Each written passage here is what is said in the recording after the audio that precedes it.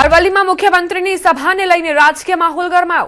સાઠંબા ખાતે વિકાસ સંકલ્પ યાત્રા અંતર્ગત જાહેર સભાનું આયોજન કરવામાં આવ્યું છે, જે જિલ્લા અને તાલુકા પંચાયતની ચૂંટણી માટે મહત્વપૂર્ણ માનવામાં આવી રહી છે। આ સભા દરમિયાન ભાજપના ઉમેદવારો માટે પ્રચાર અને જનસંપર્કને વધુ મજબૂતી મળશે તેવી શક્યતા વ્યક્ત કરાઈ રહી છે। બીજી તરફ બાયડમાં 18 જિલ્લા પંચાયત અને 6 તાલુકા પંચાયત બેઠકો બિનહરીફ થતા રાજકીય સમીકરણોમાં ફેરફાર જોવા મળી રહ્યો છે। આપણા અરવલ્લી જિલ્લાની બાયડ નગરપાલિકાના 24 માંથી 18 જેટલા સભ્યો સાથે સાથે એક વિકાસ સંકલ્પ સભાને સંબોધવા માટે આવતીકાલે માન્ય મુખ્યમંત્રી ભૂપેન્દ્રભાઈ પટેલ સાહેબ પણ અમારા સાઠંબા મુકામે આવી રહ્યા છે। ત્યારે અરવલ્લી જિલ્લાની જનતાને અને બધા જ આગેવાનોને હું ભાવભેરનું આમંત્રણ આપું છું। મુખ્યમંત્રી ભૂપેન્દ્ર પટેલ કચ્છ જિલ્લાની મુલાકાતે પહોંચ્યા। માતાના મઢ ખાતે પહોંચી આશાપુરા માતાજીના દર્શન કર્યા હતા। ત્યારબાદ તેમણે દયાપર ખાતે યોજાયેલી વિકાસ સંકલ્પ સભામાં હાજર રહ્યા, જ્યાં ભાજપના આગેવાનો દ્વારા તેમનું સ્વાગત કરાયું। સ્થાનિક સ્વરાજની ચૂંટણીઓને ધ્યાનમાં રાખીને મુખ્યમંત્રી આજથી કચ્છ જિલ્લામાં પ્રચાર અભિયાનનો પ્રારંભ કરશે। વડોદરાના પશ્ચિમ વિસ્તારમાં પોસ્ટર લગાવવાની ઘટનાએ ભારે ચર્ચા જગાવી, જ્યાં માસ્ક મેન નામના ઇન્સ્ટાગ્રામ આઈડી પરથી પોસ્ટ કરાયેલા વિડીયોમાં માસ્ક પહેરેલો યુવક વોર્ડ નંબર 10માં પોસ્ટર લગાવતો જોવા મળ્યો। પોસ્ટરમાં ક્રાંતિકારી સેનાને જેનઝીની જરૂર એવા સંદેશાઓ સાથે ભાજપ ઉમેદવારોના પોસ્ટર પણ લગાવવામાં આવ્યા, જેમાં નીતિન ડોંગા અને અવની સ્ટેમવાલાના ચહેરા પર ચોકડી મારવામાં આવી। અગાઉ પણ આ વિસ્તારમાં આવા પોસ્ટર લાગ્યા હોવાના અહેવાલ છે, જેના કારણે સમગ્ર મામલો વધુ ગરમાયો અને માસ્કમેન પાછળ કોણ છે તે અંગે ચર્ચાઓ તેજ બની છે।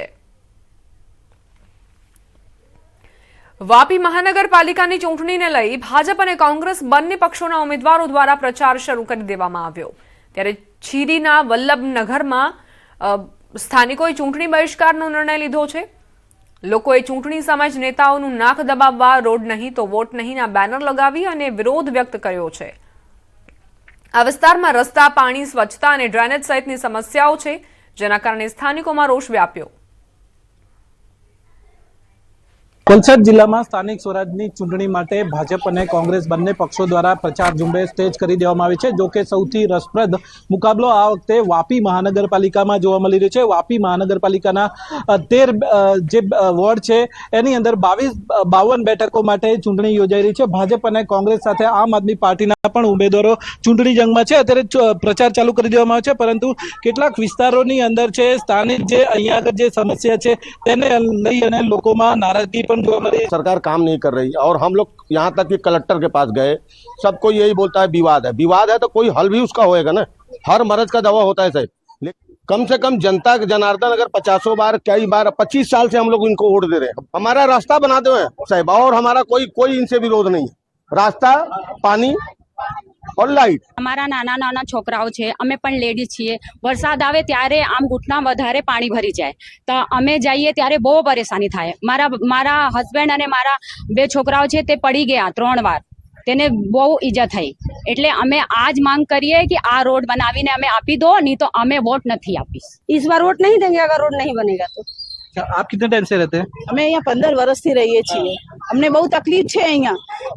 હું પોતે પડી ગઈ હતી, મને 3 મહિના હું બેડ પર હતી, પણ અહીંયા અમારા ઘરે તો કોઈ આવવા તૈયાર નથી રિલેશન વાળા કે તમારો કેવો કે રોડ નહીં બને। હર સમસ્યાનો સલ લે, રોડ કેમ નહીં બને જ ને, કેમ ના બને એ કે આ વખતે નક્કી કર્યું છે કે અમે વોટ નહીં આપી, રોડ नहीं बनावी तो हम एक कोई वोट नहीं आपी। हमें बहुत परेशानी है, गटर, ड्रेनेज बहुत ज्यादा प्रॉब्लम है। सभी चीजों की प्रॉब्लम में कोई सुनाई करता ही नहीं है। हमको रास्ता और गटर लाइन और लाइट चाहिए। અમે નક્કી જ કર્યો છે, પહેલા રોડ પછી વોટ। કેટલા વોટ હશે અહીંયા આગળ વિસ્તારમાં? વોટર તો છે અહીંયા 500 છે।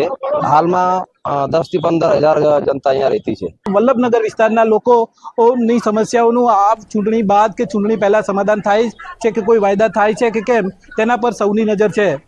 ભરતસિંહ વાઢેર, ન્યૂઝ 18 ગુજરાતી, વાપી। વડોદરાના ડભોઈ તાલુકાના સાઠોદ ગામે ધારાસભ્ય શૈલેષ મહેતાએ શક્તિ પ્રદર્શન કર્યું। મોટી સંખ્યામાં ભાજપના કાર્યકરો સાથે તેઓ સાઠોદ ગામે પહોંચ્યા હતા, જેના કારણે વિસ્તારમાં રાજકીય માહોલ ગરમાયો। ધારાસભ્યના આ શક્તિ પ્રદર્શનના કારણે વિરોધ પક્ષમાં ચિંતાનો માહોલ જોવા મળ્યો। નોંધનીય છે કે આ ગામ તાલુકા કોંગ્રેસ પ્રમુખ સુધીર બારોટનું છે, છતાં ધારાસભ્યને ઠેર ઠેર આવકાર મળતો જોવા મળ્યો। સમગ્ર વિસ્તારમાં કાર્યક્રમને ધ્યાનમાં રાખીને પોલીસનો ચુસ્ત બંદોબસ્ત ગોઠવવામાં આવ્યો હતો.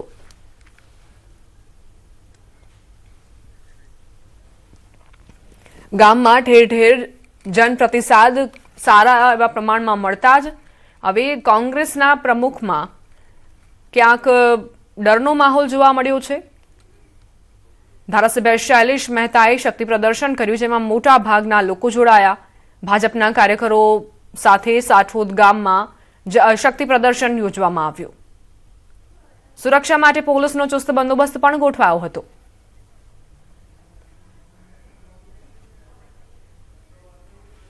હવે નજર કરીશું સમાચાર સુપરફાસ્ટ પર.